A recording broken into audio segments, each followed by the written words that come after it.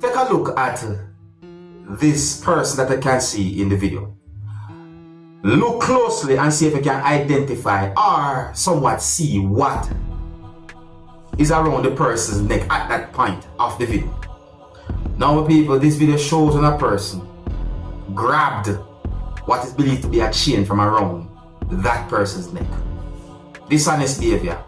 Let me present the video to you. Viewer discretion is advised for this video. Observe.